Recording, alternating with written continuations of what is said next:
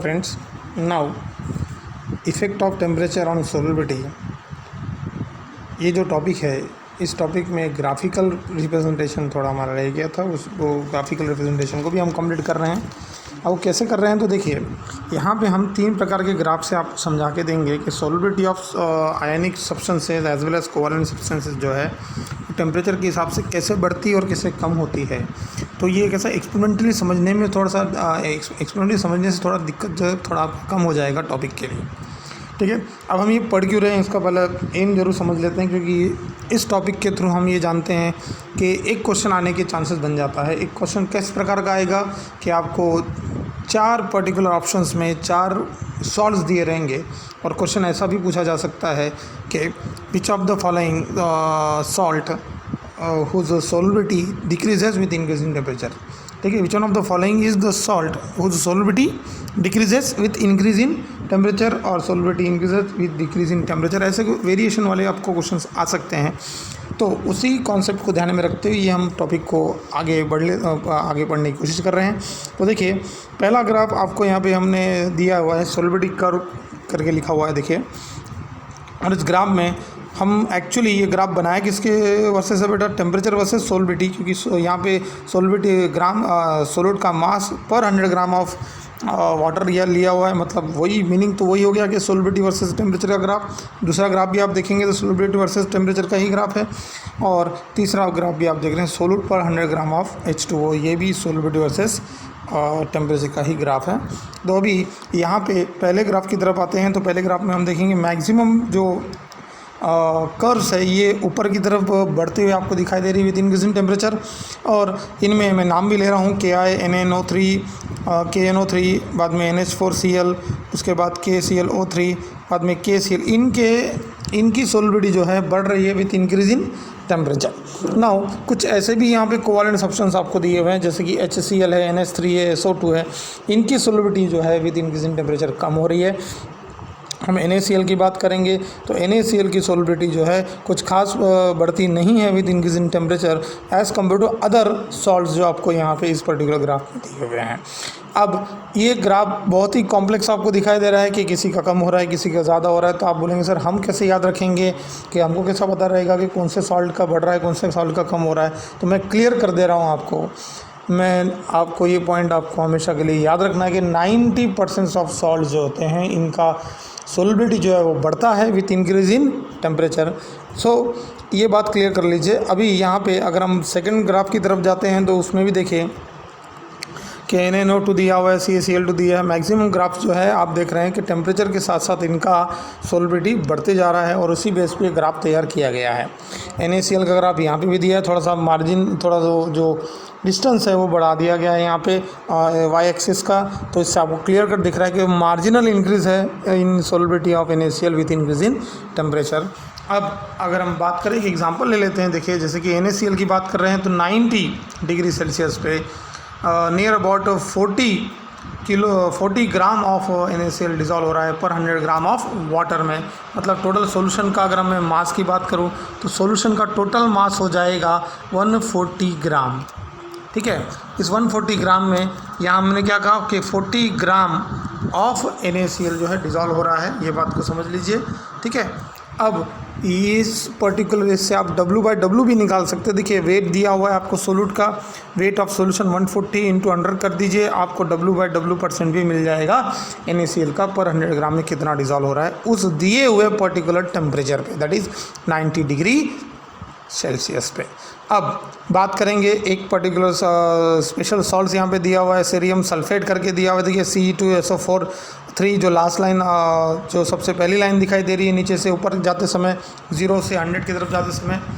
सो इसमें हम देख रहे हैं टेम्परेचर जैसे जैसे बढ़ रहा है तो सोलबिलिटी जो है C2SO4 की कम होती जा रही है। आफ्टर 30 डिग्री सेल्सियस एक लाइन जो है वो स्टडी हो जा रही है, कांस्टेंट हो जा रही है। मतलब ये है कि उसकी सोलबिलिटी ना बढ़ रही है ना कम हो रही है with increasing temperature after 30 degree Celsius. अब तीसरे अगर हम बात करेंगे, तीसरे ग्राफ की अगर हम बात करेंगे यहाँ पे, तो तीसरे ग्राफ में हम देखिए हमको यहाँ पे NH4Cl, KNO3 का ग्राफ हम पहले भी देख चुके हैं, NaNO3 का दिया है, Ki का दिया हुआ है।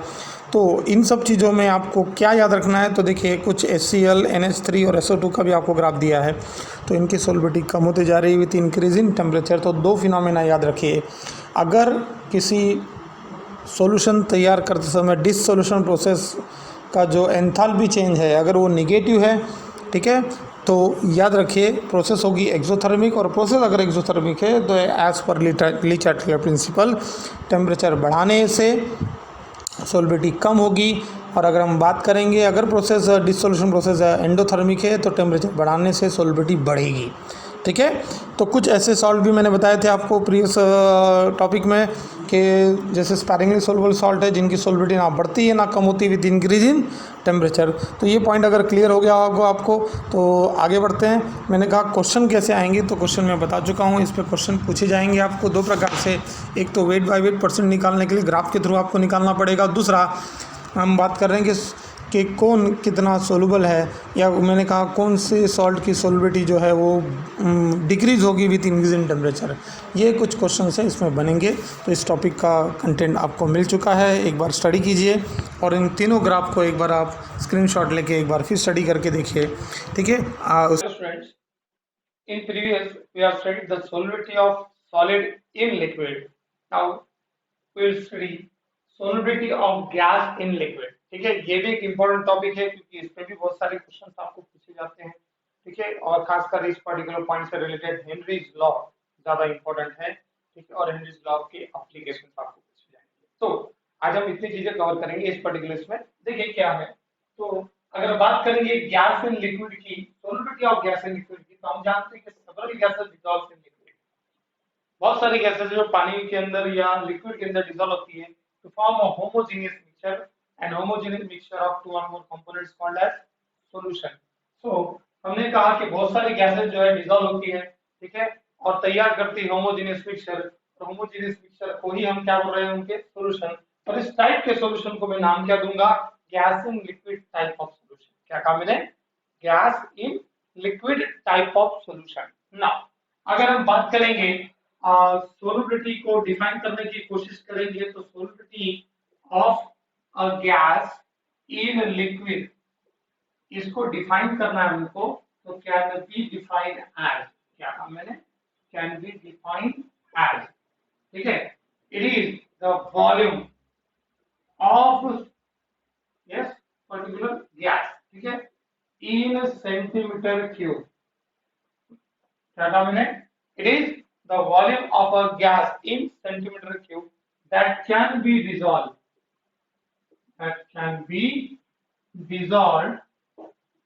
in unit, क्या कहा मैंने, यूनिट वॉल्यूम ऑफ लिक्विड, या फिर मैं बोल सकता हूं फिक्स्ड वॉल्यूम ऑफ लिक्विड, ठीक है ना, to form saturated solution of that gas at a given temperature and 1 atm pressure, ठीक है। इसको मैं डिटेल आपको समझा के दे रहा हूं, ध्यान दीजिएगा कैसे। solubility of a gas in liquid की बात कर रहे हैं, तो volume of a gas in centimetre cube that can be dissolved in a unit volume of liquid or a fixed volume of liquid, ठीक है, to form saturated solution of that particular gas at a given temperature and at 1 atm pressure। इस पूरे condition को, ठीक है, मैं given temperature को अगर 25 डिग्री सेल्सियस लेता हूं तो मैं बोल सकता हूं एसटीपी, ठीक है, मैं एनटीपी भी बोल सकता हूं। एनटी मतलब normal temperature pressure, normal temperature हम लेते हैं 25 डिग्री सेल्सियस, और स्टैंडर्ड किसी बुक के अंदर स्टैंडर्ड टेम्परेचर के लिए आपको 0 डिग्री सेल्सियस दिया होता है। इसमें मैं 0 डिग्री सेल्सियस ना लेते हुए मैं लूंगा 25 डिग्री सेल्सियस। तो नॉर्मल टेम्परेचर प्रेशर पे अगर हम इसको डिफाइन करने की कोशिश कर रहे हैं, किसको, solubility of gas and liquid को, it is defined as it is the volume of a gas in a, it is the volume of a gas in a centimeter cube that can be dissolved, मैंने कहा that can be dissolved in unit volume of liquid or fixed volume of, yes please, liquid to form a saturated solution. अब saturated solution यानी क्या होता है बेटा? Rate of dissolution is equal to rate of crystallization. पर यहाँ पे saturation का मतलब कुछ अलग हो जाएगा. Saturation का मतलब यहाँ कैसे हो जाएगा? तो rate of dissolution मतलब कोई गैस का solution के अंदर जाना और dissolve होना, उस प्रोसेस को बोलते हैं dissolution. हाँ, और यहाँ के इस पर्टिकुलर गैस एंड लिक्विड के लिए सैचुरेशन लेवल आपको समझा के दे रहा हूँ. तो गैस एंड लिक्विड की सैचुरेशन लेवल क्या होती है कि अगर मैंने कहा कि मेरे पास एक सॉल्यूशन है जिसमें गैस डिसॉल्व की गई है और वो गैस एंड लिक्विड का जो सॉल्यूशन है वो टोटली कंप्लीटली क्लोज वेसल में रखा हुआ है. ठीक है, तो वहां जो भी गैस अबव द सॉल्यूशन होगी और इन द सॉल्यूशन होगी वो इक्विलिब्रियम में होगी. वो एक दूसरे के इक्विलिब्रियम में होना मतलब उसका rate of dissolution will be equal to rate of evaporation. ठीक है, ये कंडीशन होती है गैस के सैचुरेशन लेवल की. ठीक है, मैंने क्या कहा? तो फिर से क्या? Several gases dissolve in liquid to form homogeneous mixture. मैंने कहा several gases dissolve in liquid to form a homogeneous mixture of solution and that solution can be called as a gas and liquid solution. Okay, and it is defined as it is the volume of a gas in a centimeter cube that can be dissolved in a given, yes please, that can be dissolved in a given or unit volume of a liquid to form a saturated solution at given temperature and 1 atm pressure. ये condition को याद रखिए, 1 atm pressure. दूसरी बात, saturation level कैसे पहचानेंगे हम? कैसे के लिए? तो rate of dissolution is equal to rate of, yes please, rate of dissolution is equal to rate of evaporation. यहां तक क्लियर हो गया मैंने क्या कहा? ठीक है, अभी आगे देखते हैं. Now solubility of a gas in liquid can be expressed in 3 terms. Generally 3 terms से हम solubility of gas in liquid express कर सकते हैं. मैं ये 3 टर्म इसलिए बता रहा हूँ बेटा, इसीलिए आपको बता रहा हूँ क्योंकि होता ये है कि जब हम सीबीएसई टेक्स्ट बुक हाथ में लेते हैं, उसको पढ़ने की कोशिश करते हैं और उसमें जब हेनरीज लॉ पढ़ते हैं तो वहां पे थोड़े दो अलग अलग प्रकार के स्टेटमेंट मैथमेटिकली दिए हुए हैं हेनरीज लॉ के लिए. पर यहाँ पे अगर हम बात करेंगे स्टेट बोर्ड की, तो स्टेट बोर्ड में एक अलग स्टेटमेंट दिया है. तो मैं इन अलग स्टेटमेंट्स को एक साथ लाने की कोशिश कर रहा हूँ जिससे आपको थोड़ा सा भी कंफ्यूजन ना हो रिगार्डिंग हेनरीज लॉ. ठीक है, तो देखिए क्या है वो. अगर बात करेंगे सोलबिलिटी ऑफ अ गैस, ठीक है, in liquid can be expressed in 3 particular concentration terms. अब पहला concentration terms क्या है? तो भी strength of a gas in liquid. क्या काम है? Strength of a gas in liquid. ठीक है. Now then second है molarity ऑफ सॉल्यूशन में बोल सकता हूँ, इसको ऐसे लिखने के बजाय molarity of solution of gas in liquid. ठीक है, देन तीसरा है मोल फ्रैक्शन. क्या कहा बेटा हमने? मोल fraction of gas in liquid. अब आप देखिए मैं कैसे समझा के आपको दे रहा हूँ. तो ये मेथड्स कहीं भी आपको दिखाई नहीं देगी. आपको टेक्स्ट बुक भी पढ़ेंगे आप तो भी समझ में नहीं आएगा प्रॉपर्ली. ठीक है, क्योंकि आपको दिया होगा हेनरीज लॉ. इस प्रकार से मैं बताऊंगा हेनरीज लॉ क्या होता है. मैंने अभी तक बताया नहीं व्हाट इज हेनरीज लॉ, पर मैं बार-बार आपको ये बता रहा हूँ कि हम जो पढ़ने वाले हैं solubility of gas in liquid. तो solubility of gas in liquid को 3 प्रकार के कॉन्सेंट्रेशन में एक्सप्रेस करेंगे और ये 3 प्रकार की वजह से ही 3 कॉन्सेंट्रेशन टर्म्स की वजह से 3 स्टेटमेंट जो है हेनरीज लॉ के तैयार होते हैं. फिर आप बोलिए सर हमको कौन से लिखना है, तो मैं समझा के बाद में दूंगा. तो पहले स्ट्रेंथ ऑफ सॉल्यूशन और strength of gas in liquid का जो यूनिट आएगा वो आएगा ग्राम पर लीटर. समझ में क्या कहा? ठीक है, और दूसरा मोलरिटी यानी क्या? मोल पर लीटर में आ जाएगा. पर इसको तो कोई यूनिट नहीं होता, नो यूनिट. मोल फ्रैक्शन है ना बेटा, मोल फ्रैक्शन को यूनिट नहीं होता. ठीक है, सो ये एक पर्टिकुलर थिंग होगी. तो इसको समझने के लिए हम देखेंगे. मैंने कहा solubility of gas can be expressed, ठीक है, इन 3 डिफरेंट वेज. कौन से? ठीक है, strength of gas in liquid, ठीक है, दूसरा है मोलरिटी ऑफ सॉल्यूशन, और तीसरा है मोल fraction of gas in liquid. इसमें अगर हम बात करेंगे यहाँ पे ध्यान दीजिएगा, इसमें अगर हम बात करेंगे स्ट्रेंथ मतलब मास आ जाएगा, ठीक है, और मोलरिटी मतलब मोल पर लीटर मतलब नंबर ऑफ मोल, कॉन्सेंट्रेशन आ गया आपका, ठीक है, मोल पर लीटर, और तीसरा है मोल फ्रैक्शन।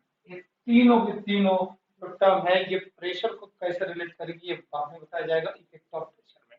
पर ये तीन टर्म थोड़ा सा समझने वाली बात है बेटा, समझ के चलिए, मुझे सुनते जाइए। मैं आपको एक चीज की गारंटी दे रहा हूँ, अगर आप मुझे सुनेंगे और आप एक बार भी अगर कोई भी रेफरेंस बुक या आपको आप एनसीईआरटी और उसका कोई भी रेफरेंस बुक अगर आप लेके बैठते हैं, आपका एक भी क्वेश्चन गलत नहीं होगा, ये मेरा प्रॉमिस है आपसे, ठीक है। सो ये चीज क्लियर हो गई। देन हम आगे बढ़ते हैं और पढ़ने की कोशिश करते हैं तीनों टर्म को अलग अलग प्रकार से। Now, in order to study the solubility of gas in liquid and strength of solution, molarity of gas in liquid, or what we say mole fraction of gas in liquid, इन सब को समझने के लिए अगर हम बात करेंगे तो पहले हमको कुछ फैक्टर्स पढ़ने पड़ेंगे। इन फैक्टर्स के बाद में जब हम प्रेशर के ऊपर आएंगे, ठीक है, इफेक्ट ऑफ प्रेशर जब हम पढ़ेंगे तो ये सब चीजें आपको इम्पोर्टेंट रहेगी। मैंने कहा effect of pressure on solution चाहिए था, इसमें मैंने इसको फर्स्ट किया है, मिटा दिया। देन डिपेंड्स अपॉन जनरली कौन से फैक्टर जो solubility of gas in liquid को अफेक्ट करते हैं, ये पढ़ते समय आपको जब प्रेशर की टर्म आएगी तब हम वो strength of gas in liquid और molarity of gas in liquid और साथ में mole fraction of gas in liquid पढ़ सकते हैं, ठीक है। नाउ पहले तो ये देखते हैं कि कौन से फैक्टर हैं जो solubility of gas in liquid को अफेक्ट करते हैं। मैंने कहा ऐसे फैक्टर जो सॉल्युबिलिटी ऑफ गैस को बढ़ा भी सकते हैं इन द सॉल्यूशन या कम भी कर सकते हैं, ये बात को समझने की कोशिश कीजिए। क्या कहा मैंने कि ऐसे पर्टिकुलर फैक्टर जो गैस की लिक्विड के अंदर सॉल्युबिलिटी बढ़ा भी सकते हैं या कम कर सकते हैं, इसीलिए हम ये टॉपिक पढ़ रहे हैं। समझ में आया कौन से वो फैक्टर्स है? तो पहला है nature of gas and solvent. अब इसको अगर मैं एक्सप्लेन करने की कोशिश करूं तो हम जानते हैं जनरली, ठीक है, the gases like O2, N2, ठीक है, Cl2, ये जो गैसेस है ये लेसर एक्सटेंड में, मैंने कहा ये लेसर एक्सटेंड में जो है वाटर में सोलुबल होती है इन वाटर, बहुत ही लेसर एक्सटेंड में सोलुबल है, ठीक है। मैंने कहा O2, N2, Cl2, हम जानते हैं O2 अगर वाटर में डिसॉल्व होती है तो उसको बोलते हैं डिसॉल्व्ड ऑक्सीजन, और ये डिसॉल्व ऑक्सीजन का काम आप समझ सकते हैं, जानते भी हैं कि जितने भी एक्वाटिक एनिमल्स है वाटर के अंदर ये सर्वाइव क्यों कर रहे हैं, because of this dissolve oxygen, उनको भी ऑक्सीजन की गरज है। तो वो ऑक्सीजन कहाँ से लाते हैं? वो पानी के अंदर जो डिसॉल्व ऑक्सीजन है, ठीक है, वो उसका इस्तेमाल करते हैं अपने आप को सर्वाइव करने के लिए, ठीक है। हम इस एयर में प्रेजेंट ऑक्सीजन का इस्तेमाल कर रहे हैं और वो एनिमल्स पानी के अंदर जो प्रेजेंट ऑक्सीजन है उसका इस्तेमाल कर रहे हैं। अगर हम बात करें किसी घर में अगर फिश पॉट होगा, आप देखते हैं उस फिश पॉट के अंदर अगर हम देखेंगे तो उस फिश पॉट में होता ये है बेटा कि आप एक देखते हैं उसमें एक मशीन लगी होती है, कौन सी? एक मशीन लगी होती है, देखो बबल्स निकालते रहती है बार बार, ठीक है ना। उस फिश पॉट के अंदर एक मशीन लगी होती है, पानी के अंदर जो बबल निकालती है, बबल क्यों क्रॉस उसमें से पास किए जा रहे हैं? In order to maintain the solubility of O2 in, अच्छा, इन वाटर में, ठीक है। नाउ तो इस चीज को समझना है कि परंतु पर solubility of oxygen in water is very less, बहुत ही कम मात्रा में होती है, ठीक है, और भी कम हो सकती है। कैसे होगी तो बाद में बताएंगे इस फैक्टर के, दैट इज टेंपरेचर ऑफ, ठीक है, सॉल्यूशन बोलने के बजाय मैंने टेंपरेचर बोलूंगा मैं यहाँ पे फिर से, ठीक है। अगर बात कर रहे हैं यहाँ पे नेचर ऑफ गैस, अब यहाँ पे ये जो गैस आपको दिखाई दे रही है जनरली ये किस नेचर की है बेटा? ये क्या है? नॉन पोलर, ठीक है ना, और नॉन पोलर है, और वाटर कैसा है बेटा? पोलर सॉल्वेंट है। कैसा है बेटा? Polar solvent. तो अब आप एक फिनोमिना तो पढ़ चुके हैं, और वो फिनोमिना कौन सा है बेटा? यस प्लीज, लाइक डिसॉल्व, मतलब कैसा कि जो मैंने कहा जो पोलर है, जो पोलर है वो पोलर सॉल्वेंट में डिसॉल्व होगा, जो पोलर सॉल्यूट है वो पोलर सॉल्वेंट में डिसॉल्व होगा, और जो नॉन पोलर है वो नॉन पोलर सॉल्वेंट में डिसॉल्व होगा। और फिर भी मैंने कहा ये पोलर है तो इनका जो सोलुबिलिटी है वो क्या है? लेसर एक्सटेंट में इन वाटर। समझ में आया मैंने क्या कहा? Non polar solutes are soluble in, yes please, a lesser extent in water, then अगर मैं बात करूं तो आप बोले सर O2 फिर किसमें सबसे ज्यादा रिजॉल्व होती है, तो O2 के लिए एक मैं आपको ये बता रहा हूँ, पायरोगैलोल। ये नाम रखिए यार थोड़ा सा, पायरोगैलोल करके एक सब्सटेंस है, ठीक है। इस पर्टिकुलर सब्सटेंस में अगर इस पर्टिकुलर लिक्विड में O2 का जो सॉल्युबिलिटी है वो मैक्सिमम होता है, ठीक है।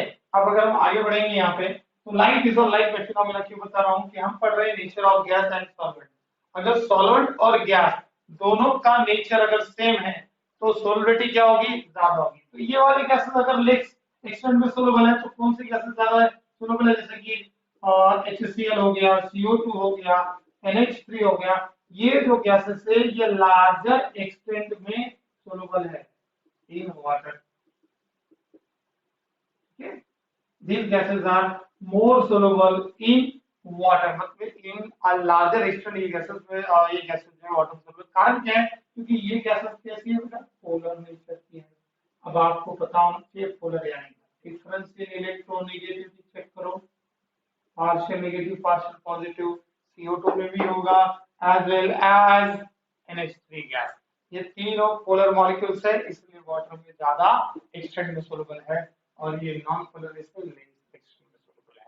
तो अगर नेचर सेम है तो गैस और सॉल्वेंट के बीच में जो सॉलिडिटी होगी, जो गैस जो है सॉल्वेंट में डिसॉल्व होगी उसका प्रमाण ज्यादा रहेगा, और अगर नॉन पोलर है तो उसका प्रमाण ऑब्वियसली कम रहेगा, ठीक है ना, क्योंकि फिनोमेना क्या चलता है बेटा, लाइक इज फॉर लाइक।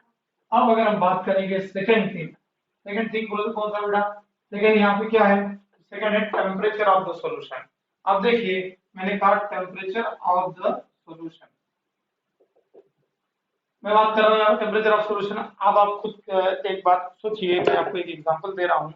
घर में कभी आपने कोल्ड ड्रिंक लाई होगी पीने के लिए, ठीक है, थम्स अप हो गया, कोको कोला हो गया, मिरिंडा हो गया, आप घर में लाते हैं ना पीने के लिए, तो आप उसको आप पीते कैसे, ठंडा करके पीते हैं कि गर्म करके पीते हैं, ऑब्वियसली ठंडा करके पीते हैं, ठीक है। ठंडा क्यों करते हैं, उसको उबाल के क्यों नहीं पीते, कोल्ड ड्रिंक कभी भी उबाल के पी नहीं जाती, कारण क्या है, उबालने से क्या होगा या गर्म करने से क्या होगा, गर्म करने से उसके अंदर प्रेजेंट जो CO2 गैस है, उस सॉल्यूशन के अंदर प्रेजेंट जो CO2 गैस है वो क्या हो जाएगी, स्केप हो जाएगी फ्रॉम द सॉल्यूशन, ठीक है।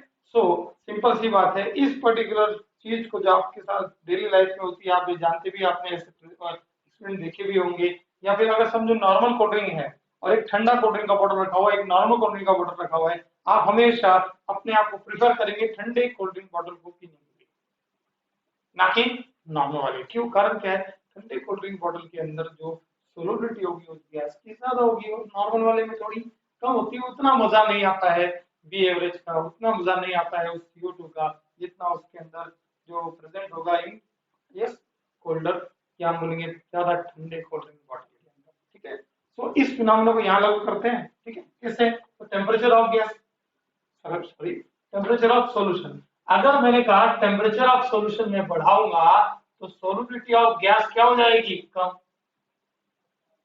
हो या नहीं बेटा। इसलिए आप क्या करें, कोल्ड ड्रिंक जितना यानी ठंडा आपको मिलता है उतना आपको मजा आता है उसको पीने में, कारण क्या, उसके अंदर जो CO2 का कंटेंट है वो क्या रहेगा, ज्यादा रहेगा। अब इस चीज को समझ लीजिए सिंपल सी भाषा में कि टेम्परेचर बढ़ाने से सॉल्युबिलिटी क्या होती है, कम होती है, और अगर मैंने कहा टेम्परेचर ऑफ सॉल्यूशन आप कम करते हैं तो सॉल्युबिलिटी ऑफ गैस क्या होगी, बढ़ेगी, ठीक है। बात समझ में आ गई। अच्छा और एक चीज कैसे कि टेम्परेचर बढ़ाने से सॉल्युबिलिटी कम क्यों रही गैस की, तो ये पार्टिकल टू पार्टिकल बीच में गैस का एक मॉलिक्यूल है, मानते हैं ये गैस है, ठीक है, ये इसके अंदर क्या था, इस होल्ड हो चुका था दो मॉलिक्यूल्स के बीच में, पर टेम्परेचर बढ़ाने से मैंने टेम्परेचर बढ़ा दिया तो पार्टिकल टू पार्टिकल के बीच का गैस बढ़ गया, तो ये गैस मॉलिक्यूल क्या हो जाएगा, स्किप करेगा, जो होल्ड करने की इनकी क्षमता थी या जो उनको पैक करने की इसको क्षमता थी वो थोड़ी कम हो जाएगी, कम हो जाएगी, और गैस के पार्टिकल थोड़े दूर हो जाएंगे, तो दूर ये गैस के पार्टिकल अगर वाटर के पार्टिकल अगर थोड़े दूर हो जाएंगे तो गैस का पार्टिकल इजीली स्केप करेगा, ठीक है ना। इसीलिए मैंने कहा टेम्परेचर बढ़ाने से सॉल्यूशन का वॉल्यूम बढ़ता है, वॉल्यूम बढ़ने से सॉल्युबिलिटी ऑफ गैस होगी कम, और हमने इसके पहले भी देखा है कि हम मोलारिटी से भी इस particular solubility of gas liquid को एक्सप्रेस कर सकते हैं। मोलारिटी मतलब concentration is equal to number of moles upon volume. अब सिंपल सी बात है, टेम्परेचर बढ़ाए तो क्या बढ़ा, वॉल्यूम बढ़ा तो गैस का कॉन्सेंट्रेशन ऑब्वियसली कम होगा। समझ में आ गई है।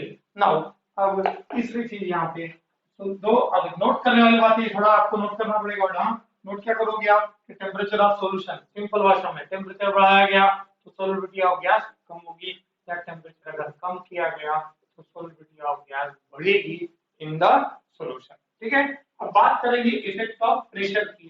तो इफेक्ट ऑफ प्रेशर में ध्यान दीजिए यहाँ पे कि एक सिंपल सी बात है, मैं एक एग्जांपल यहाँ पे ले रहा हूँ। ठीक है, एक क्लोज कंटेनर में लूंगा जिसके अंदर पर्टिकुलर गैस मैंने फुलफिल कर दी है। ठीक है, और यहाँ पे है लिक्विड वाटर। अब मान के चलिए मैंने यहाँ पे एक पिस्टन भी ले लिया है और इस पिस्टन को के ऊपर मैंने वेट रखना शुरू कर दिया है। ठीक है, वेट रखना शुरू कर दिया मतलब मैं फोर्स पर यूनिट एरिया बढ़ा रहा हूँ इस पे, W1 रख दिया है, W2 रख दिया है। जैसे जैसे वेट बढ़ते जाएगा इस पिस्टन के ऊपर तो पिस्टन जो है डाउनवर्ड जाएगा, और डाउनवर्ड जाएगा तो यहाँ पे जो गैस अवेलेबल है ये इजीली क्या होगी, डिजॉल्व होना शुरू हो जाएगी किसके अंदर, वाटर के अंदर। तो सिंपल सी बात है कि अगर मैंने फोर्स पर यूनिट एरिया बढ़ा दिया मतलब मैं क्या बढ़ा रहा हूँ बेटा, प्रेशर बढ़ा रहा हूँ। Pressure of gas above the solution अगर मैं बढ़ाता हूँ, मैंने कहा देखो ये है सॉल्यूशन और ये है अबो द सॉल्यूशन। ठीक है, प्रेशर अबो द सॉल्यूशन अगर ज्यादा है तो solubility of gas in liquid क्या होगी, ज्यादा होगी, क्योंकि आप प्रेशर अप्लाई कर रहे हैं तो गैस क्या हो रही है, सॉल्यूशन में जा रही है फटाफट फटाफट, मतलब सॉल्यूशन में गैस के पार्टिकल का कंटेंट बढ़ रहा है। तो मैं तीन भाषा में बोलूंगा, तो कैसे, अब तीन पर्टिकुलर वर्ड इस्तेमाल करके इसको एक्सप्लेन करूंगा। एक तो strength of the gas in liquid बढ़ रही है, दूसरा मोलैरिटी बढ़ रही है क्योंकि नंबर ऑफ मोल्स बढ़ रहे हैं। ठीक है, तीसरा मोल फ्रैक्शन ऑफ गैस बढ़ रहा है क्योंकि मोल fraction of gas in liquid जो है वो बढ़ेगा जब मास बढ़ेगा, मास बढ़ेगा तो नंबर ऑफ मोल्स बढ़ेंगे, नंबर ऑफ मोल्स बढ़ेंगे तो मोल फ्रैक्शन भी बढ़ेगा, मोलैरिटी भी बढ़ेगा और स्ट्रेंथ भी बढ़ेगा। तो देखो मैं तीनों को यहाँ तीनों चीजों को अप्लाई किया है। तो सिंपल भाषा में ये समझने की कोशिश कीजिए कि प्रेशर ऑफ गैस जब भी आप अपोजिट सॉल्यूशन बढ़ाते हैं, बढ़ाएंगे कैसे ये डिपेंड आप पे करता है, पिस्टन लगाओ। ठीक है, या गैस का कंटेंट ज्यादा कर दो और सिस्टम को क्लोज रखो, क्लोज नहीं रखोगे तो गैस क्या हो जाएगी, स्केप करेगी। तो सोलिडिटी जो यहाँ मैं बोलूंगा सैचुरेशन लेवल जो आना चाहिए था उस गैस का इन दिस पर्टिकुलर सॉल्यूशन वो मेंटेन नहीं होगा क्योंकि रेट ऑफ इवैपोरेशन ज्यादा हो जाएगा और रेट ऑफ डिसोल्यूशन क्या हो जाएगा, कम। ठीक है, और मैंने कहा इक्विलिब्रियम अगर एस्टैब्लिशमेंट करना है तो हमको ये पता चाहिए कि rate of dissolution is equal to rate of evaporation। ठीक है, अगर ये इक्वल है तभी तो सैचुरेशन लेवल आएगा ना गैस इन लिक्विड का। तो ये मेंटेन कर रहे हैं, ये मेंटेन भी किया गया था पहले, समझो इस सॉल्यूशन में लिया मैंने, पिस्टन नहीं लगा दिया, यहाँ ऊपर गैस रख दिया, यहाँ क्या कर दी बेटा, पानी रख दिया। अब पानी के अंदर गैस तो डिजॉल्व होते जा रही होगी पर एक समय ऐसा आएगा कि एस्टैब्लिशमेंट हो जाएगा, बराबर कि नहीं। ठीक है, देन अब मैंने क्या किया, पिस्टन अप्लाई किया। अब मैं क्या कर रहा हूँ, पिस्टन अप्लाई करने से मैं फोर्स एरिया बढ़ा रहा हूँ इस गैस के ऊपर, तो प्रेशर बढ़ेगा और प्रेशर बढ़ेगा तो सॉल्युबिलिटी ऑफ गैस क्या होगी, बढ़ेगी।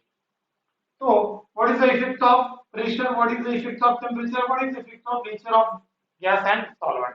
तो तीनों को वापस रिपीट करके हम देख रहे हैं क्या है। तो देखिए nature of gas and solvent की अगर बात करेंगे, अगर गैस और जो भी सॉल्वेंट हमने इस्तेमाल किया है उन दोनों की अगर प्रॉपर्टीज इंटरमॉलिक्यूलर फोर्सेस सेम है तो लाइक डिसॉल्व लाइक फिनोमेना होगा, मतलब polar solute can be, polar gas can be dissolve in polar solvent and non polar gas can be dissolve in non polar solvent.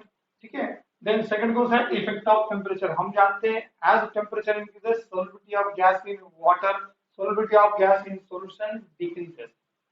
ठीक है ना। अब तीसरा क्या है बेटा, इफेक्ट ऑफ प्रेशर। ठीक है, इफेक्ट ऑफ प्रेशर की अगर हम बात करेंगे तो इफेक्ट ऑफ प्रेशर में हम अगर बात करेंगे तो प्रेशर बढ़ाने से सॉल्युबिलिटी क्या होती है, बढ़ती है। और इसी प्रेशर बढ़ाने से सॉल्युबिलिटी बढ़ने का जो फिनोमेना है इसको स्टडी किया गया बाय हेनरीज इन 1803 और सामने आपको कंसर्न दिया गया that is called as Henry's law. और इस हेनरीज लॉ को समझते हैं, देखिए क्या है Henry's law. Now see what is Henry's law. तो अभी मैं बार बार आपसे चर्चा कर रहा था कि हेनरीज लॉ क्या होता है। तो अभी देखिए कि हेनरीज लॉ क्या है। Generally Henry's law is applicable to a pressure of a gas above the solution, ठीक है, with solubility of that gas in the solution। दो चीजें समझिए, प्रेशर अबव द गैस, ठीक है, और solubility of gas in the solution, ठीक है। अब सिंपल सी बात समझा के दूंगा, कोई मुश्किल बात नहीं है ये, ठीक है। तो मैं स्टेटमेंट नंबर 1 ले रहा हूँ, उसके पहले एक चीज देख लीजिए कि एक्चुअली हेनरीज लॉ क्या है। Is a quantitative relationship. Quantitative मतलब अमाउंट से रिलेटेड है, ठीक है, कितना अमाउंट सोलुबल है कितना नहीं है। That is quantitative relationship between pressure of a gas and solubility of gas in a liquid solvent is called as the Henry's law। मतलब Henry's William Henry's, ठीक है, in 1803 studied detail about the quantity of relationship of a gas, quantity relationship of pressure of a gas and solubility of gas in the solution। so उसके लिए पहला statement मैं ले रहा हूँ, क्योंकि इसमें 3 स्टेटमेंट आएंगे, आपको मैं क्लियर कर दे रहा हूँ। 3 स्टेटमेंट अलग अलग से प्रकार से रहेंगे। 2 स्टेटमेंट जो मैं लिखूंगा वो रहेंगे सीबीएसई के अकॉर्डिंग, और एक स्टेटमेंट रहेगा आपके स्टेट बोर्ड के अकॉर्डिंग। तो अकॉर्डिंग आपके स्टेट बोर्ड के हिसाब से आपको लिखना पड़ेगा, जो मैं स्टेट बोर्ड के हिसाब से आपको बताऊंगा, ठीक है। स्टेट बोर्ड में आपके सिंपलेस्ट फॉर्म में दिया हुआ है, पर सीबीएसई में 2 अलग फॉर्म में और दिया हुआ है, तो उसको भी हमको समझना पड़ेगा। क्योंकि हेनरीज लॉ मैंने कहा, जब स्टेट बोर्ड की बारी आएगी तो स्टेट बोर्ड के प्रकार से लिखना पड़ेगा, और सीबीएसई की बारी आएगी या एंट्रेंस की बारी आएगी तो एंट्रेंस के हिसाब से सोचना पड़ेगा। तो यहाँ थोड़ा सा डिस्टिंग्विश आपको रखना पड़ेगा हेनरीज लॉ में। मीनिंग दोनों का सेम है, सिर्फ यूनिट ऑफ के का फर्क रहेगा। मैं बाद में समझा के दूंगा आपको, के मतलब जो भी कांस्टेंट आएगा उसका उसके बारे में। तो स्टेटमेंट नंबर 1 की अगर हम बात करेंगे यहाँ पे, तो स्टेटमेंट नंबर 1 क्या है यहाँ पे, मास of a gas dissolve per unit volume of a solvent at a constant temperature is directly proportional to the pressure of a gas above the solution in equilibrium with the solution। ठीक है, एक बार read कर लीजिए वापस से, क्या है इसका, मास ऑफ अ गैस मतलब कितना अमाउंट ऑफ गैस जो है डिसॉल्व किया गया है per unit volume of a solid में एट अ कांस्टेंट टेंपरेचर, मतलब दिए हुए टेंपरेचर पे। और ये जो अमाउंट बनेगा मास ऑफ अ गैस, ये डायरेक्ट प्रोपोर्शनल किसको रहेगा, pressure of a gas above the solution, ठीक है, in equilibrium with the solution. Now इसको ही मैथमेटिकली कैसे डिफाइन करेंगे, mass is direct proportional to pressure, मतलब mass of a gas in the solution. मैंने कहा इन द सॉल्यूशन, ठीक है, मैं समझा के देता हूं। जैसे कि मान के चलिए यहाँ पे इक्विलिब्रियम एस्टैब्लिशमेंट हुआ है, ठीक है, गैस इन लिक्विड सॉल्यूशन के साथ में मैंने कहा गैस इन लिक्विड, ठीक है, और यहाँ पर्टिकुलर गैस है CO2 है मान के चलिए, और यहाँ पे भी CO2 ही हुआ है। अब इधर देखिए कि ये जो गैस है ये कहाँ पे बेटा, वेपर फेज में है, और ये गैस किसमें है, एक्वियस फेज में है, ठीक है। तो यहाँ जितना भी मास है, या मैं बोलूंगा कितना अमाउंट ऑफ मास यहाँ डिसॉल्व है, ये किससे पता चलेगा, ये ऊपर प्रेशर कितना है उसके ऊपर। अगर प्रेशर ज्यादा है तो अमाउंट ऑफ मास ज्यादा गैस डिसॉल्व होगी, अगर प्रेशर कम है तो अमाउंट ऑफ मास क्या होगी, कम डिसॉल्व होगी। मैंने कहा जितना प्रेशर अप्लाई करोगे उतनी गैस सॉल्यूशन हो जाएगी, समझा मैंने क्या कहा। सो मास ऑफ अ गैस मतलब प्रेशर जितना ज्यादा उतना अमाउंट ऑफ मास क्या होगा, मैंने कहा अमाउंट ऑफ मास और amount of that particular gas in the solution वो भी क्या होगी, ज्यादा होगी। इसी मैथमेटिकल स्टेटमेंट को हेनरीज लॉ का पहला स्टेटमेंट बोलते हैं, ठीक है। So mass is direct proportional to pressure of a gas above the solution where K यानी क्या, तो प्रोपोर्शनलिटी कांस्टेंट है, ठीक है। के का वैल्यू डिपेंड किस पे करता है, तो nature of gas and solvent पे। अगर लाइक डिसॉल्व लाइक है तो के का वैल्यू भी ज्यादा रहेगा, क्यों, क्योंकि प्रेशर बढ़ाने से गैस ज्यादा डिसॉल्व होगी तो मास ज्यादा डिसॉल्व होगा। गैस ज्यादा होना मतलब mass of gas in the solution ज्यादा होना। सो सिंपल डायरेक्ट रिलेशन है, प्रेशर बढ़ाने से गैस का जो अमाउंट है क्वांटिटेटिव एसिड से वो बढ़ रहा है किसमें बेटा, सॉल्यूशन में, ठीक है। तो के की अगर बात करेंगे, के कांस्टेंट है, इसका वैल्यू डिपेंड करता है नेचर ऑफ गैस और सॉल्वेंट पे, टेम्परेचर ऑफ सॉल्यूशन पे। अगर टेम्परेचर बढ़ेगा तो मैं पहले बता चुका हूं, टेम्परेचर बढ़ेगा तो solubility of gas in liquid कम होता है, ठीक है। देन यूनिट ऑफ प्रेशर पे भी, और ये यूनिट ऑफ प्रेशर का जो खेल है मैं थोड़ा बाद में आपको समझा के दूंगा, ठीक है। फिलहाल के लिए इतना चीज याद रखिए कि के का वैल्यू इन तीन चीजों पे डिपेंड करती है, ठीक है। तो बात क्लियर हो गई, हेनरीज लॉ का पहला स्टेटमेंट क्लियर हो गया। अब देखते हैं दूसरा स्टेटमेंट क्या है, तो ये देखेंगे, हम समझने की कोशिश करेंगे सेकंड स्टेटमेंट क्या है। ठीक है, नाउ सेकंड स्टेटमेंट क्या है मेरा हेनरीज लॉ का, देखिए ये स्टेटमेंट क्लियर कर लेते हैं पहले। Solubility of a gas in a solution at constant temperature is directly proportional to the pressure of gas above the solution. This is the simplest form of Henry's law. ठीक है, और ये जो आप स्टेटमेंट पढ़ रहे हैं, it belongs to state board. मैं पहले कर दे रहा हूँ, क्लियर कर दे रहा हूँ आपको, ये स्टेट बोर्ड के बुक में आपको दिया हुआ है। ठीक है, और ये 2 मार्क्स के लिए आपको पूछेंगे। ठीक है, राइट, और स्टेट और हेनरीज लॉ। ठीक है, स्टेट द यूनिट ऑफ के वगैरह सब पूछते हैं आपको, और एक प्रॉब्लम छोटा सा दिया रहेगा, प्रॉब्लम डिस्कस करेंगे बाद में इसके ऊपर। पर पहले क्या बेटा, स्टेटमेंट है नंबर 2, ये स्टेट बोर्ड में आता है, कितने मार्क्स के लिए, 2 मार्क्स के लिए पूछते हैं आपको। ठीक है, या फिर 1 मार्क के लिए मात्र आपको स्टेटमेंट पूछेंगे। तो स्टेटमेंट किस प्रकार का रहेगा, स्टेटमेंट नंबर 2 है इसका, solubility of a gas in the solution at constant temperature is directly to the pressure of above the gas, और pressure of a gas above the solution, not above the gas। फिर से pressure of a gas above the solution, mathematically समझेंगे तो जल्दी समझेगा। Mathematically if S be the solubility of gas, जो कि मैंने एक्सप्रेस की किसमें, मोलारिटी में। ठीक है, P be the pressure of gas, then mathematically S will be direct proportional to P, मतलब solubility of gas is direct proportional to pressure of gas above the solution, solubility of gas in the solution।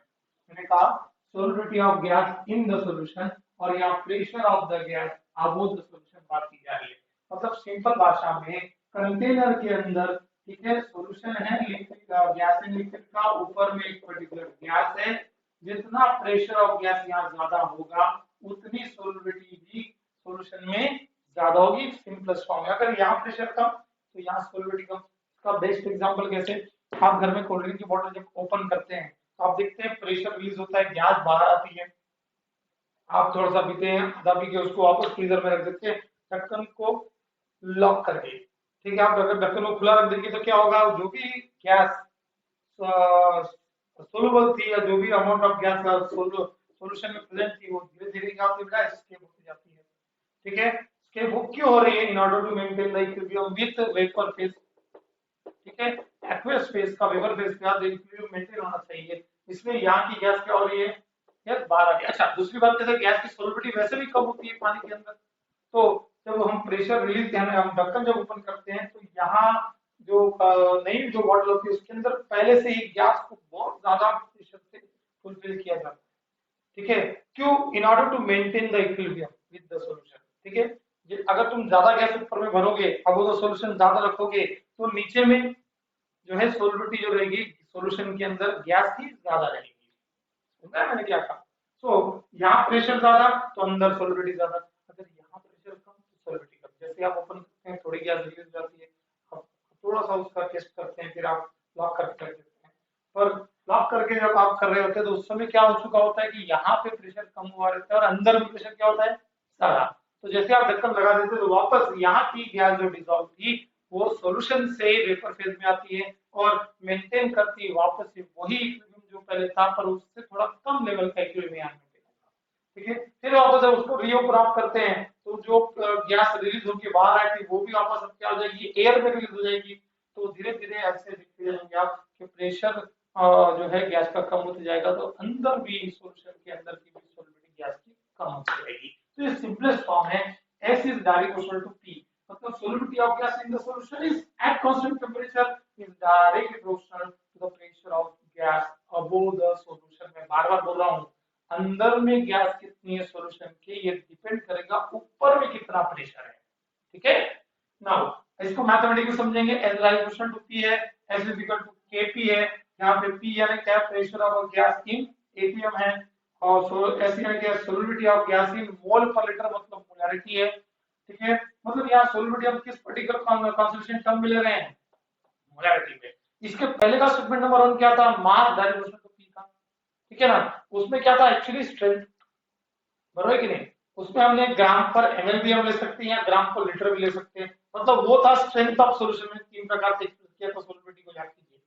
ठीक है, पहला जो statement है वो किसको represent कर रहा है, स्ट्रेंथ ऑफ सॉल्यूशन को, दूसरा रिप्रेजेंट कर रहा है मोलारिटी ऑफ सॉल्यूशन, तीसरा जो रहेगा वो क्या रहेगा, मोल फ्रैक्शन के लिए, और पहले ये चीज समझ में आ गई कि देखो pressure of a gas in ATM, ऐसी the solubility of gas in mole per litre, और के क्या है यहाँ पे constant of proportionality and have the unit of mole dm cube inverse और atm inverse। इसी को मैं आपको बता रहा हूँ, देखिए s is equal to k p, then k is equal to क्या हो जाएगा s upon p, s का यूनिट क्या होगा मोल लीटर इनवर्स है, और p का क्या है बेटा atm, तो यूनिट क्या हो जाएगा मोल लीटर इनवर्स या mole litre inverse atm inverse.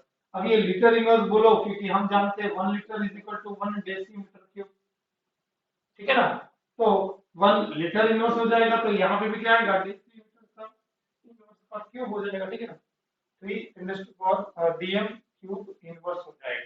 तो यूनिट समझ में आया होगा, यूनिट बनाना कोई बड़ी बात नहीं है, के का यूनिट बनाना s अपॉन t, इसका आपको पता है, ठीक है, ये हो गया आपका हेनरीज लॉ का स्टेटमेंट नंबर 2, ठीक है। अब हम देखेंगे हेनरीज लॉ का स्टेटमेंट नंबर 3 कैसे, तो देखिए now statement number 3 of Henry's law किस प्रकार से रहेगा, देखिए बेटा।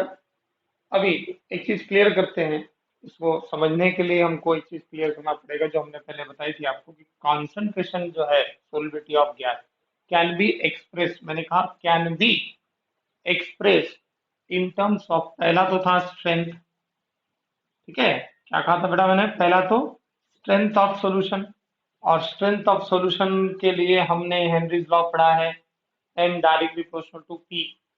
देन सेकंड था मोलारिटी ऑफ सॉल्यूशन, ठीक है ना, मोलारिटी ऑफ सॉल्यूशन, इसके लिए भी हमने हेनरीज लॉ पढ़ा। अब इसके लिए हेनरीज लॉ कैसा था, तो s directly proportional to p।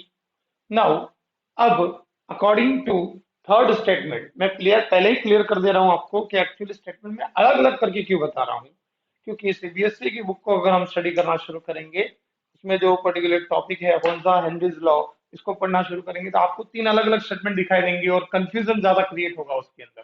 तो मैंने इन 3 चीजों को अलग करके मैं आपको बता रहा हूँ, इन चीजों को इस माइंड के थ्रू चलिए तो आपको हेनरीज लॉ की जो प्रॉब्लम्स है उसमें दिक्कत नहीं जाएगी, क्योंकि प्रॉब्लम तो तीनों कॉन्सेंट्रेशन टर्म से पूछ सकते हैं आपको। और तीसरा मैंने आपको बताया था, कौन सा था बेटा, मोल फ्रैक्शन,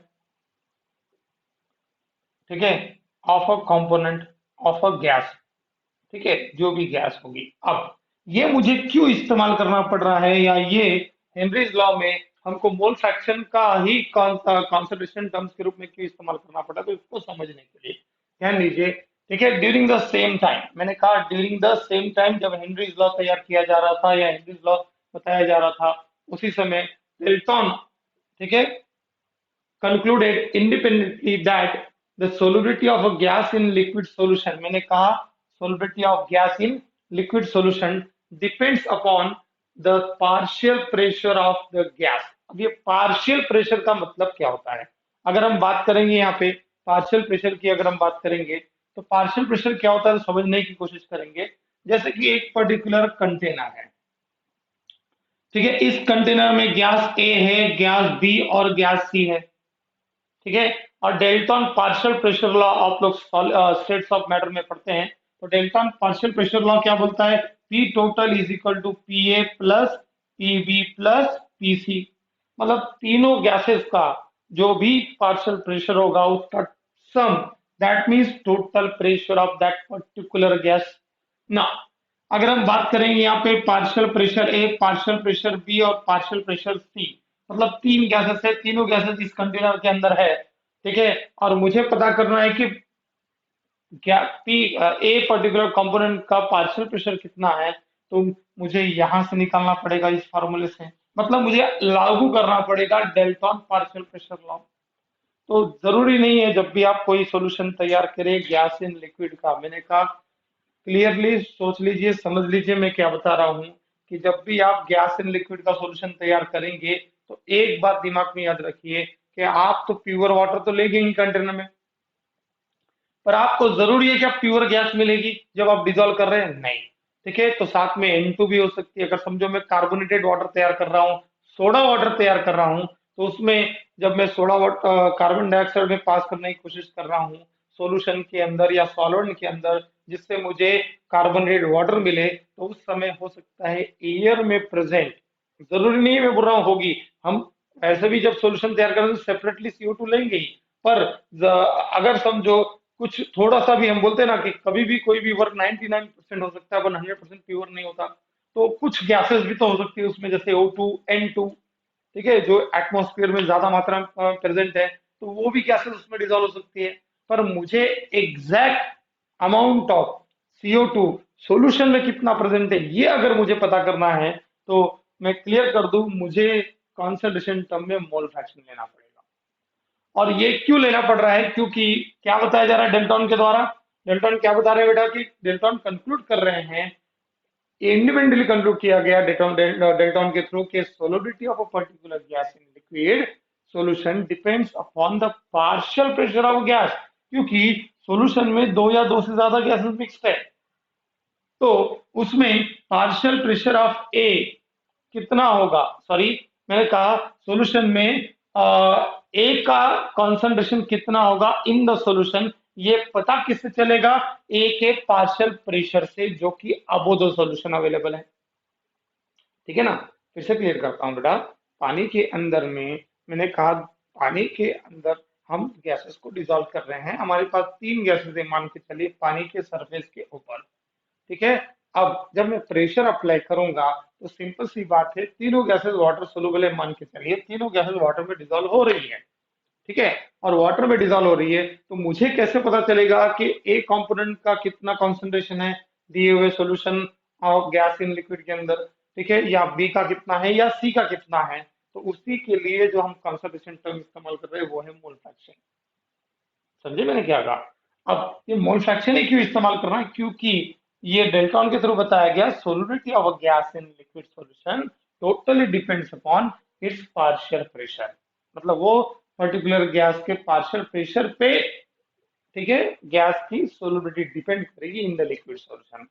ठीक है, दो चीजें क्लियर कीजिए कि partial pressure of a gas above the solution और solubility of gas in the solution, ठीक है, ये बिल्कुल सेपरेट कीजिए, दिनों दिमाग में एकदम क्लियर कर लीजिए कि गैस पानी में डिजोल्व हो रही है और पार्शियल प्रेशर कहाँ होगा, ऊपर, अगर जितना पार्शियल प्रेशर ज्यादा होगा सॉल्यूशन में, यस प्लीज, उसका कॉन्सेंट्रेशन भी ज्यादा होगा। अब कॉन्सेंट्रेशन दिखाने के अलग अलग तरीके हैं, पर मुझे पार्शियल प्रेशर अगर मैं ये वर्ड इस्तेमाल कर रहा हूँ, तो मुझे कॉन्सेंट्रेशन सोलिबिलिटी का किस पर्टिकुलर कॉन्सेंट्रेशन टर्म में लेनी पड़ेगी, तो मोल फ्रैक्शन के अंदर थ्रू लेनी पड़ेगी। ये तो वह मुद्दा क्लियर हो गया।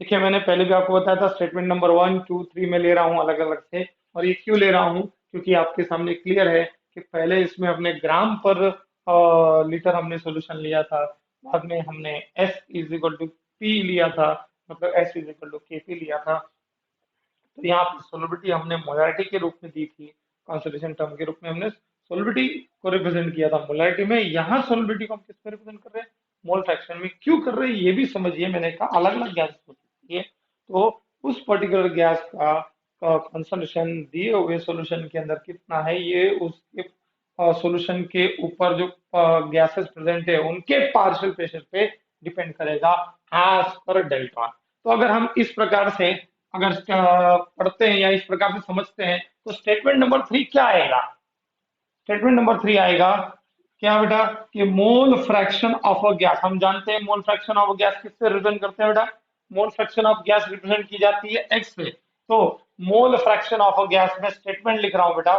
समझने की कोशिश कीजिएगा, और इसी का अल्टरनेटिव फॉर्म भी लिखूंगा।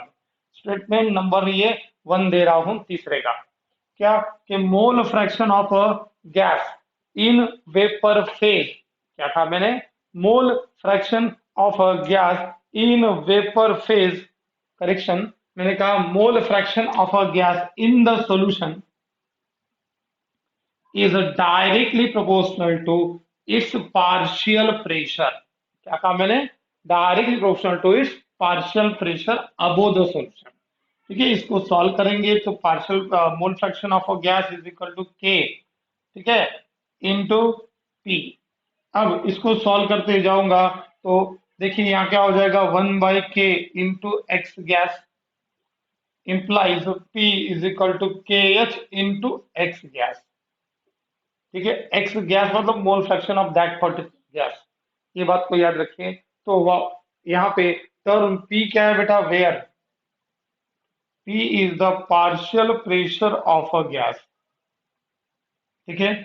एक्स गैस क्या है, तो mole fraction of that gas, ठीक है, in the solution, partial pressure above the solution,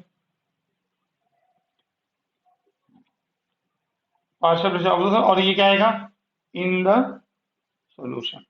तो समझने की कोशिश करेंगे हम कि क्या है ये। तो देखिए, अब आप बोलेंगे सर ये भी तो एक स्टेटमेंट हो गया, तो ये स्टेटमेंट को आपने इसको ऐसा क्यों किया, तो मैं समझा के दूंगा। कुछ कुछ चीजें इसमें मैथमेटिकल है, बाकी समझने के लिए कोई डिफिकल्ट नहीं जाएगा। के एच और के में क्या फर्क है ये भी आपको समझा के मैं दूंगा। तो पहले क्लियर कर लेते हैं, ठीक है। के एच क्या है, तो के एच यहाँ पे कहलाता है हेनरीज कांस्टेंट। क्या बेटा, ये हेनरीज गैस कांस्टेंट बोलूंगा इसको, ठीक है, हेनरीज गैस कांस्टेंट, ठीक है। अब ये हेनरीज गैस कांस्टेंट, तो हेनरीज गैस कांस्टेंट कहां से आ गया बेटा, ये तो के इज इक्वल टू 1/k। हम जानते हैं, इसके पहले हमने के बारे में पढ़ा था, जो प्रोपोर्शनलिटी कांस्टेंट था उसका यूनिट आ रहा था एटीएम इनवर्स या बार इनवर्स। तो यहाँ के एच का यूनिट क्या आएगा आप बताइए। ऑब्वियसली यहाँ पे इसका यूनिट आएगा, यस, ये क्या था बेटा, एटीएम इनवर्स था ना, ठीक है, तो इसका यूनिट आ जाएगा एटीएम, ठीक है। समझ में आया बेटा के एच के बारे में। नाउ अब ये के एच क्या है क्या नहीं है तो बाद में समझाऊंगा, ये तो पहले मैथमेटिकली इसको लेके हमने कंफर्म किया कि क्या है के एच। अभी ये बात क्लियर हो गई कि एक बार रिपीट करता हूँ फिर से, थोड़ा ध्यान देंगे। क्या बताया मैंने कि solubility of a particular gas in liquid solution depends upon its partial pressure, क्योंकि दो या दो से ज्यादा गैसेस हो सकती है लिक्विड के ऊपर में, ठीक है। If solubility of gas is expressed in mole fraction of gas, ठीक है, और mole fraction of particular gas, then statement number 1 क्या होगा बेटा, कि X gas is directly proportional to P, मतलब mole fraction of a particular gas is directly proportional to P, मतलब partial pressure of the gas.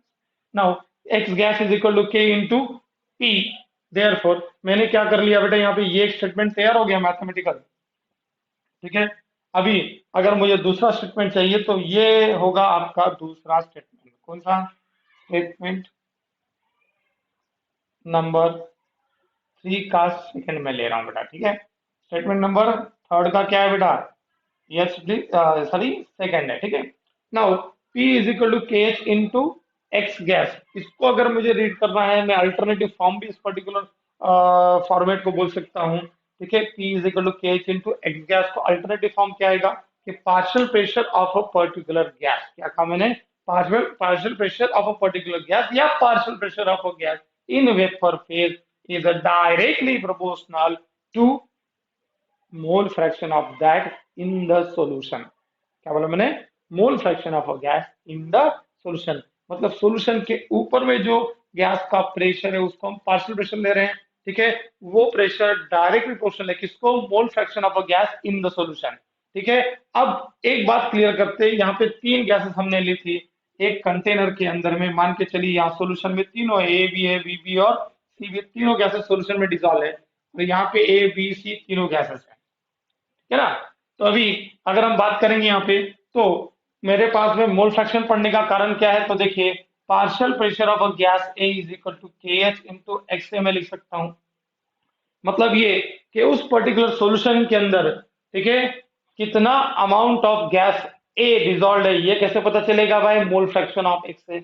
पर मोल fraction of x से किस पे डिपेंड कर रहा है, पार्शियल प्रेशर ऑफ एक्स पे। अगर कंटेनर में सॉल्यूशन के ऊपर में, ठीक है, पार्शियल प्रेशर ऑफ एक्स से ज्यादा है तो सॉल्यूशन के अंदर भी मोल fraction of that A gas will be more, ठीक है ना।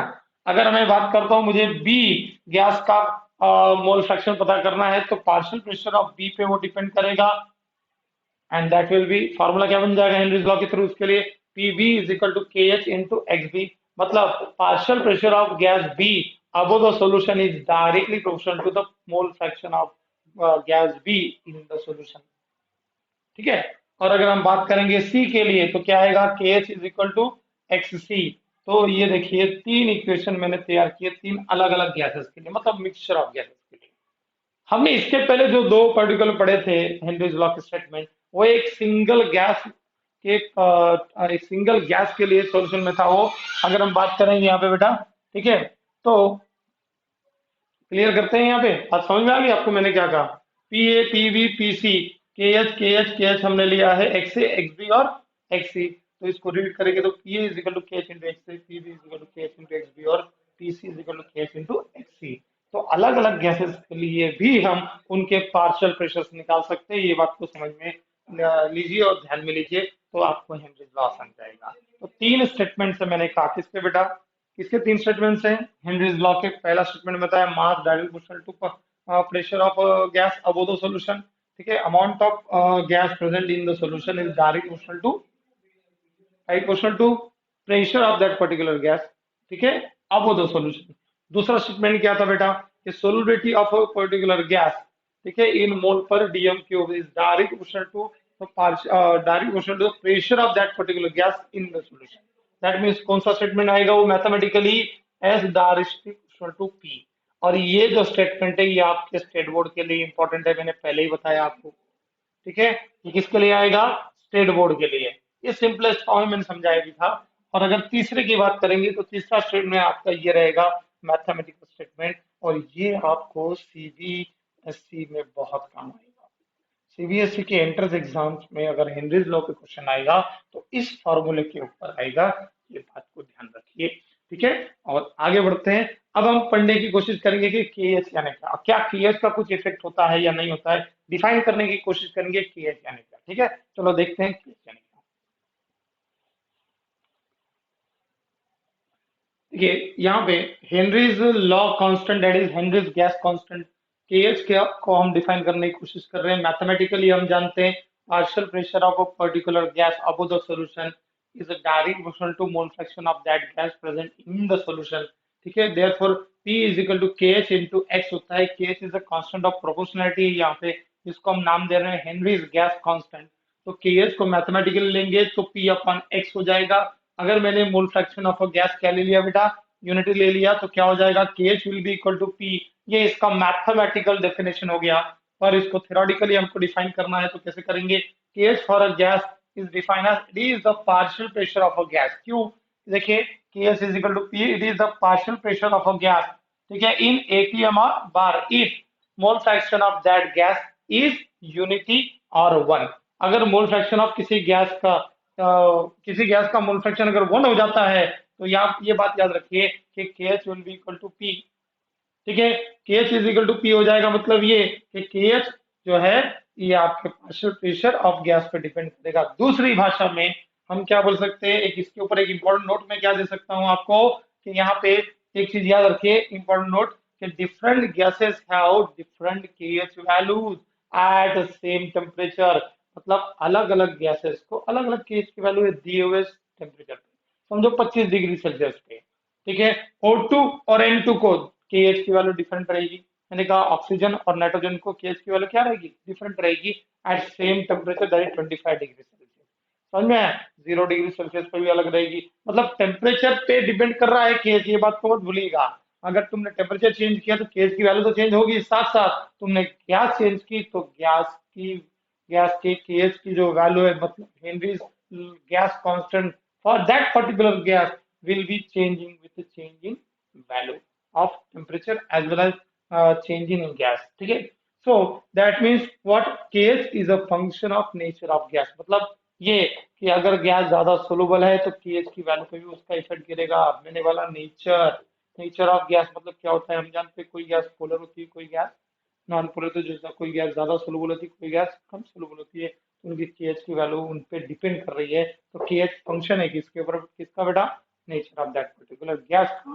अभी यहाँ पे हम आगे क्या करेंगे, हम देखते हैं अलग अलग गैसेस के लिए जो केएच की वैल्यू है एट डिफरेंट डिफरेंट टेम्परेचर कैसे वैरी होती है, तो वो भी हम बताएंगे। और इससे कॉन्सेप्ट एक क्लियर करेंगे जिस पे क्वेश्चन आते हैं, ठीक है। तो देखिए क्या है, तो ना देखिए मैंने यहाँ पे टेबल तैयार किया है केएच का, ठीक है। और केएच का टेबल तैयार करने के बाद में आपको गैसेस दी है, टेम्परेचर इन केल्विन दिया है और केएच दिया है किलो बार में, ठीक है। अब यहाँ पे अगर मैं बात करूँ हीलियम की, ठीक है, H2 की, N2 की और O2, मैंने ज्यादा एग्जांपल नहीं लिए गैसेस के, कुछ ही एग्जांपल मैंने गैसेस के यहाँ लिए हैं। ठीक है। एट 273 केल्विन हीलियम का केएच वैल्यू कितना आता है बेटा 144.97, ठीक है। और मैंने यहाँ पे H2 को दो टेम्परेचर पे दिखाया, देखिए H2 के लिए 293 केल्विन पे 69.16। देखिए ये दो वैल्यू को चेक कीजिए 144.97 और 69.16। देखिए टेम्परेचर तो सेम है पर गैसेस क्या है, डिफरेंट है, तो वैल्यू ऑफ केएच क्या है, डिफरेंट है। मैंने इसके पहले आपको समझा के दिया, ठीक है। देखिए value of KH is different, conclusion में पहला स्टेटमेंट यहाँ पे क्या लिख रहा हूँ, तो value of KH is different for different gases, मतलब केएच की वैल्यू डिफरेंट है फॉर डिफरेंट गैसेस, ठीक है, हीलियम और H2 के लिए। टेम्परेचर हमने क्या रखा है, सेम, तो मैं लिख सकता हूं एट सेम टेम्परेचर, ठीक है। क्या कहा मैंने, at the same temperature value of KH is different for different gases. Now अब बात करेंगे for same gas at different temperature. क्या कहा मैंने, same gas at different temperature value of KH आप खुद बताइए, या 293 केल्विन है या 303 केल्विन है। देखिए और समझिए और मुझे बताइए, यहाँ वैल्यू ऑफ केएच क्या हो रही है बेटा, वैल्यू ऑफ केएच क्या हो रही है, बढ़ रही है। कब बढ़ रही है, जब टेम्परेचर बढ़ रहा है, ठीक है ना। क्या कहा मैंने, जब टेम्परेचर बढ़ रहा है तो वैल्यू ऑफ केएच क्या हो रही है, बढ़ रही है। देखिए चेक कीजिए 69.16 और 71.18। एक और एग्जांपल ले लेते हैं N2 और O2 का, एक और एग्जांपल हमारे पास में O2 और O2 का, N2 और N2 का। तो देखिए यहाँ पे 293 केल्विन है, 303 केल्विन है, वैल्यू है 76.48, यहाँ 88.84, मतलब वैल्यू बढ़ी जब टेम्परेचर क्या हुआ, बढ़ा। चेक कीजिए वैल्यू ऑफ केएच बढ़ रही है, ठीक है ना। O2 के लिए भी सेम 293 और 303 पे देखिए 34 पॉइंट, मेरे कहा 34 पॉइंट क्या है बेटा 86। अब यहाँ पे भी हम चेक करेंगे तो वैल्यू क्या हो रही है, देखिए 46.82। जब टेम्परेचर बढ़ रहा है तो वैल्यू ऑफ केएच भी क्या हो रही है बेटा, बढ़ रही है। बात समझ में आया। तो यहाँ पे मैं सेकंड स्टेटमेंट पे कंक्लूजन पे ध्यान दूंगा कि as temperature increases the value of KH for a particular gas increases, ठीक है। और एक चीज मैथमेटिकली समझाना था, हमारे पास फार्मूला क्या है बेटा, P is equal to K H x, ठीक है। अब यहाँ पे अगर समझने की कोशिश करेंगे तो देखिए ये के एच इज इक्वल टू क्या होता है, P अपॉन एक्स हो रहा है, ठीक है। जैसे जैसे मैंने कहा टेम्परेचर में बढ़ा रहा हूँ, समझो टेम्परेचर बढ़ाया मैंने, टेम्परेचर बढ़ाऊंगा तो वैल्यू ऑफ केएच क्या होगा, बढ़ेगा, और वैल्यू ऑफ केएच बढ़ेगा तो यहाँ मोल फ्रैक्शन उसको क्या है बेटा, इनवर्सली प्रोपोर्शनल है। मोल फ्रैक्शन क्या है यहाँ पे, इनवर्स प्रोपोर्शनल है, और मोल फ्रैक्शन अगर इनवर्स प्रोपोर्शनल है तो सिंपल सी बात है केएच का वैल्यू बढ़ा तो solubility of that particular gas in the solution क्या होगा, यस प्लीज, कम होगा। तो तीसरा स्टेटमेंट भी यहाँ पे हम समझने की कोशिश कर रहे हैं, क्या, higher the value of KH, इधर higher the value of KH, ठीक है, एट अ पर्टिकुलर प्रेशर, ठीक है, lower will be the solubility of gas in the solution. मतलब ये कि जितना ज्यादा केएच का वैल्यू बढ़ेगा, ठीक है, उतना solubility of that particular gas in the solution क्या होगा, कम होगा, ठीक है। तो ये पूरा कंक्लूजन, एक बात याद रखिए, जो हमने हेनरीज लॉ में तीन तीन अलग स्टेटमेंट से पढ़ना पड़ा हमको, तो उसका कुछ कारण है। ये मत सोचिएगा कि मैंने अलग अलग पढ़ा दिया, बहुत लंबा कर दिया टॉपिक को। मैं टॉपिक को लंबा नहीं कर रहा हूँ, मैं टॉपिक को क्लियर कर रहा हूँ, ये बात को याद रखिए, ठीक है। क्योंकि हेनरीज लॉ ऐसे ही दिमाग में घुसेगा नहीं, समझने के लिए बहुत आसान है कि भैया हमने एक सॉल्यूशन तैयार करना है गैस इन लिक्विड का, सोडा वाटर तैयार करना है हमको, या कोल्ड ड्रिंक के अंदर हम किसी भी पानी के अंदर हमको किसी गैस को डिजोल्व करना है, तो ऊपर से प्रेशर अप्लाई कर दीजिए, गैस ज्यादा डिजोल्व हो जाएगी।